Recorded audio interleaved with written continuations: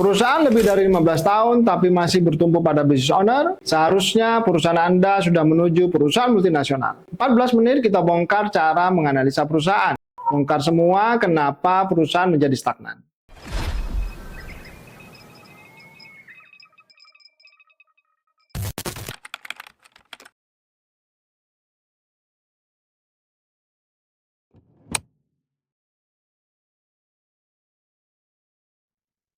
Ini adalah kisah nyata dari beberapa klien Zera Consulting yang menggunakan model solusi Zico Transform Insight. Di dalam model solusi Zico Transform Insight ada beberapa bagian. Yang pertama fase bisnis, yang kedua kedewasaan bisnis, yang ketiga siklus bisnis, yang keempat analisa pilar manajemen, dan yang kelima saran dan rekomendasi dari Zera Consulting. Insya Allah di beberapa bagian ini kita akan mendapat beberapa pelajaran. Jadi bisnis itu ada fasenya, ada kedewasaannya, dan ada siklusnya.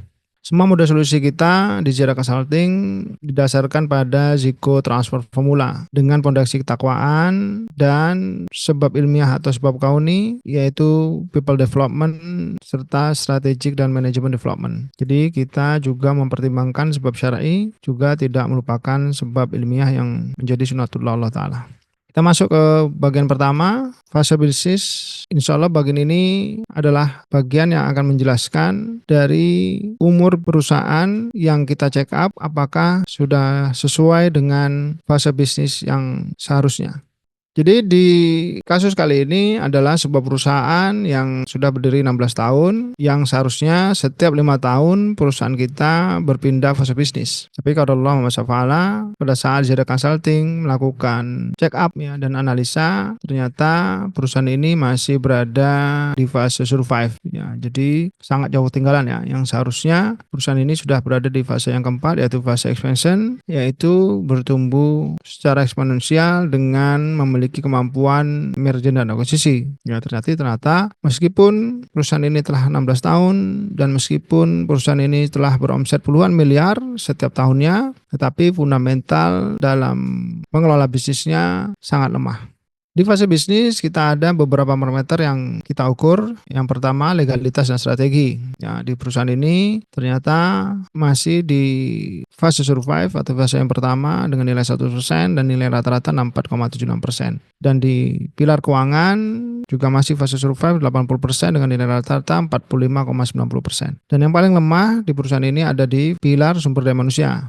Ya, yang juga memiliki fase survive 100% tapi memiliki rata-rata dari nilainya 37,14%. Kemudian ada parameter yang keempat, yaitu parameter profesional. Perusahaan ini alhamdulillah operasionalnya cukup bagus dibandingkan dengan parameter yang lainnya, yaitu di fase eksis 100% meskipun masih jauh dari fase yang seharusnya dengan nilai rata-rata 70%. Kemudian parameter penjualan atau pilar penjualan fasenya di fase survive 100% dengan nilai rata-rata 55,17%. Ya, dan fase pemasaran, maksud saya di parameter pemasaran fasenya di fase eksis 66,76% dengan nilai rata-rata 47,94%. Dan mungkin saja hal ini juga terjadi di perusahaan Anda, sehingga umur perusahaan dan omset yang sekarang dihasilkan ternyata dengan fundamental yang rapuh. Ya, kalau di perusahaan ini fundamental yang rapuh lebih kepada di sumber daya manusia, dan yang terkuat ada di fase emosional, meskipun fasenya, gap fasenya atau kesenjangan fase yang idealnya juga cukup jauh.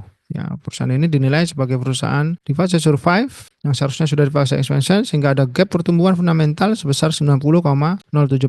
Sehingga fase bisnis saat ini di fase survive 89%.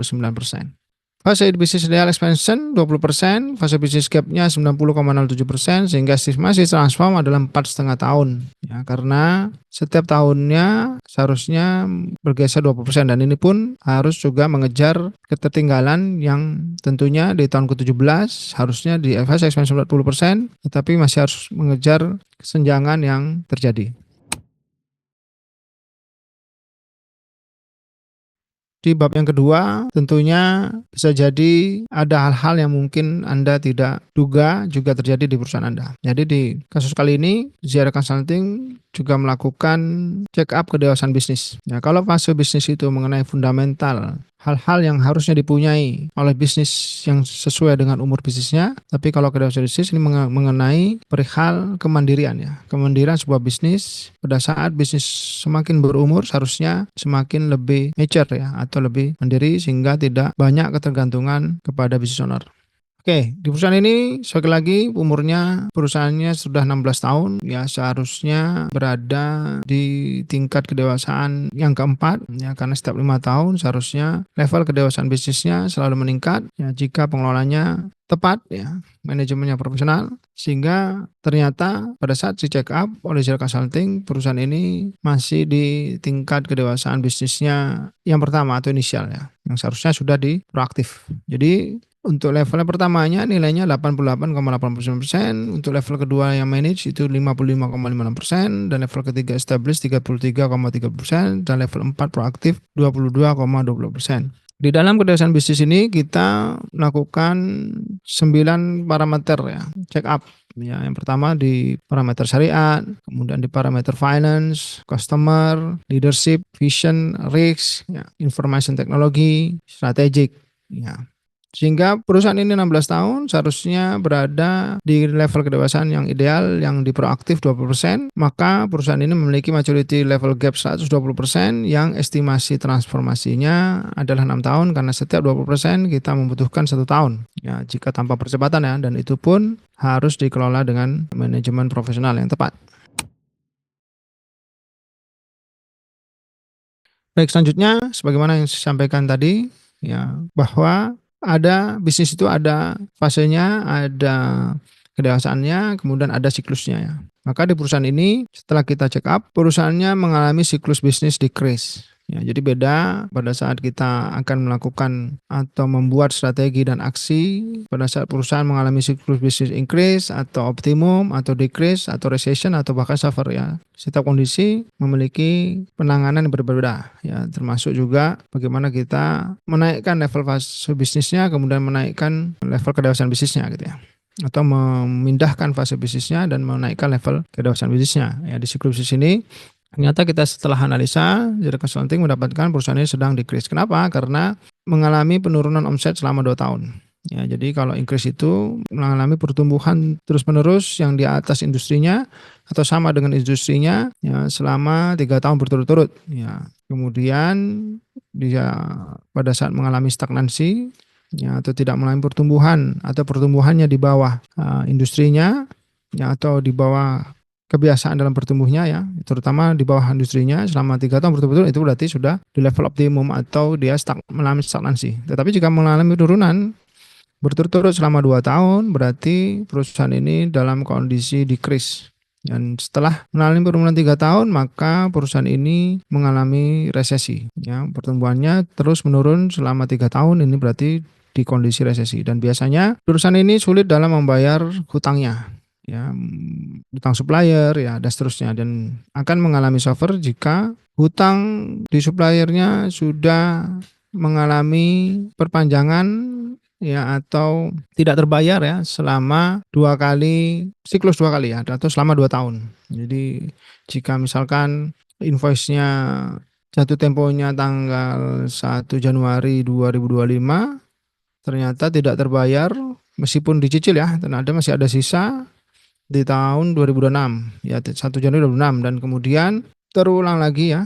Nah, ini sudah masuk suffer nih. Yang 1 tahun pertama ini sebenarnya sudah masuk di ambang, sudah suffer ya, menderita lah ya. Dan kemudian kalau sudah berlanjut di 2 tahun ya, menuju 2 tahun ini berarti sudah memang di level suffer, dan ini tentunya akan menuju kebangkrutan ya jika tidak ditangani dengan baik. Selanjutnya dianalisa pilar manajemen. Jadi ada 5 pilar yang bisa kita analisa, yang bisa Zero Consulting lakukan analisa. Yang tentunya Zico Transform Insight ini bisa dipilih ya. Bisa dipilih antara 2 pilar atau 3 pilar ya, dan di Zico Transform Insight Premium juga nanti di pilar SDM-nya kita bisa menambahkan employee assessment, yaitu kompetensi dan personality.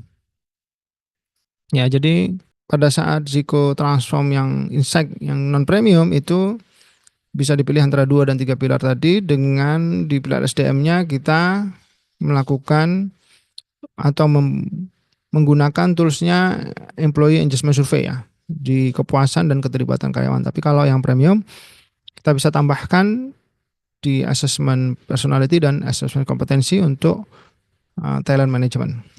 Kita contohkan di kali ini adalah di pilar sumber daya manusia ya. Sumber daya manusia ada IES, jadi benefitnya kita mengetahui kinerja dan produktivitas, mengurangi turnover, kepemimpinan dan budaya, ya untuk insight ya, kepemimpinan dan membangun budaya positif. Kemudian data dari IES membantu manajemen membuat keputusan strategis yang efektif berdasarkan data.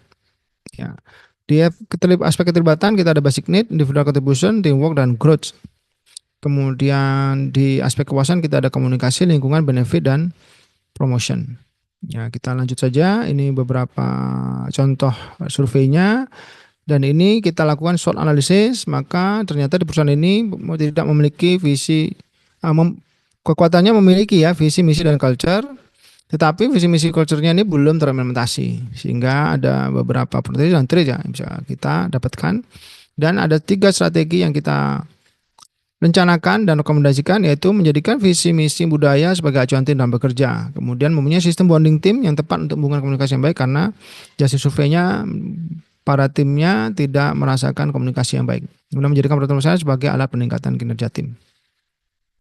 Dan kita juga akan melakukan situation and key issue analysis sehingga kita bisa melakukan action plan ya di kasus saat ini, yang mungkin juga bisa terjadi di perusahaan Anda ya. Ada 6 situation and key issue analysis di sumber daya manusia. Kemudian kita akan berikan saran dan masukan. Yang selanjutnya kita di pilar keuangan ya. Jadi yang video kali ini ada 2 pilar yang kita contohkan ya.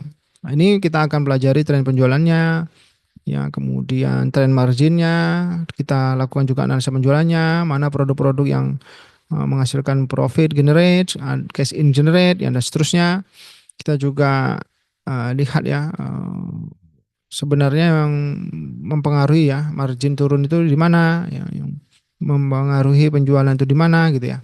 Dan kita juga melakukan analisa biaya ya, mana-mana saja biaya yang membebani, terlalu besar, ya terlalu kecil dan seterusnya. Dan kita juga akan melakukan penghitungan rasio keuangan ya, di 4 rasio ini ya, di rasio profitabilitas, di rasio likuiditas, di rasio solvabilitas, dan di rasio aktivitas. Kemudian kita juga akan melakukan evaluasi ya, menilai evaluasi dengan beberapa metode ya, ada discounted cash flow, ada enterprise value ya. Dan tentunya juga melakukan SWOT analysis sehingga kita bisa mengetahui kekuatan kita di mana, kelemahan kita di mana. Kalau dalam perusahaan ini ternyata perusahaan ini memiliki omset yang cukup untuk melakukan pengembangan intangible aset ya secara berkala, sehingga ini bisa dijadikan strategi nih ya untuk memperbaiki. Yang pertama, melakukan profit nih ya, sebagian profit untuk investasi, pengembangan dan implementasi sistem kontrol ya, yang itu juga bersifat intangible aset ya. Jadi maka omset yang besar seharusnya menjadi keunggulan kita, tetapi kalau salah mengalokasikan atau tidak mengalokasikan dengan baik, tidak tepat, maka juga tidak akan menjadi keunggulan kompetitif yang harusnya kita punyai gitu ya. Kita juga sama ya melakukan setiap pilar kita akan lakukan situasi dan key issue analysis ya, yang kunci-kunci isu yang menghambat pertumbuhan perusahaan ya, atau mungkin menjadi masalah yang berkepanjangan ya yang saat ini, dan kita akan berikan rekomendasi dan action plan. Ya, kemudian kita pastinya tentu akan memberikan saran dan masukan. Yang terakhir kita akan berikan saran dan rekomendasi untuk secara general ya, untuk bisnis yang menggunakan model solusi Zico Transform Insight. Ini beberapa contoh dari beberapa klien kita ya yang sudah menggunakan. Yang pertama ya, sebagaimana yang sudah disampaikan di SDM ya, ini kurangnya penguatan fundamental bisnis disebabkan visi dan misi budaya yang belum terkomunikasi, sehingga rekomendasi sebenarnya membuat mensosialisasi, mengimplementasi dan mengevaluasi secara konsisten penerapan visi misi dan budaya perusahaan. Itu saja. Jazakumullah khairan. Assalamualaikum warahmatullahi wabarakatuh.